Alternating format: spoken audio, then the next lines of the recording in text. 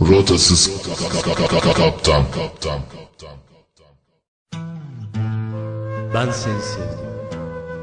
Saçlarının rüzgarda savrulmasını, gözlerinin rengini, senin bana bakışını sevdim. Senin o tatlı gülüşünü, gülerken etrafına bakıp utanarak elinle ağzını kapatmanı sevdim. Yalnız kaldığımızda kahkahalar atmanı sevdim. Çay yudumlarken yüzünü benden çevirmeden etrafını seyretmeni sevdim. Ben senin küsmelerini sevdim. Senin suskunluğunu, senin kırgınlığını sevdim. Ben seninle konuşmuyorum. Artık sana küsüm değişini. Ve biraz sonra gelip ben sana küsersem gerçekten sen de bana küser misin demeni sevdim. Ben senin kararsızlığını sevdim. Bir şey yaparken bunu yapacağım değişini. Sonra vazgeçip hayır böyle yapacağım. En iyisi eskisi gibi yapayım. Sonra da bana dönüp sen söyle nasıl yapayım demeni sevdim. Ben senin beni sevmeni sevdim.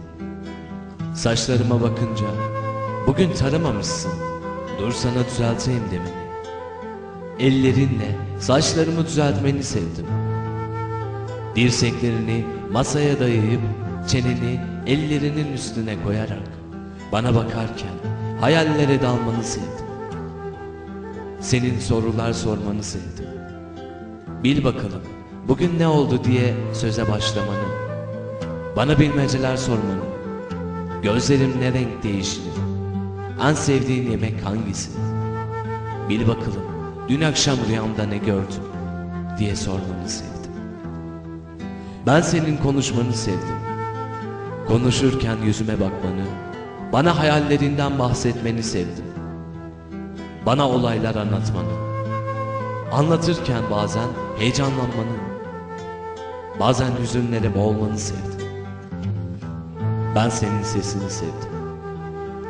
Dur sana bir şarkı söyleyeyim demeni. Söylerken şarkıyı yarıda kesip gerçekten sesim güzel mi? Bu güzel değil. Sana başka bir tane söyleyeyim demeni sevdim. Yolda yürürken koluma tutunmanı sevdim. Yoruldum işte, ne yapalım yaşlılık diye espri yapmanı sevdim. Senin sadakatini, senin saflığını, içindeki küçük çocuğu, senin her şeyi sevmeni sevdim. Evet, sevdim. Sevmenin acı verdiğini, her sevenin sevilmediğini bile bile. Ama şunu bil ki ben sadece ve sadece seni sen olduğun için sevdim. Sevmek bugüne kadar yaşadığım en güzel duygu. Biliyorum sen de sevdin.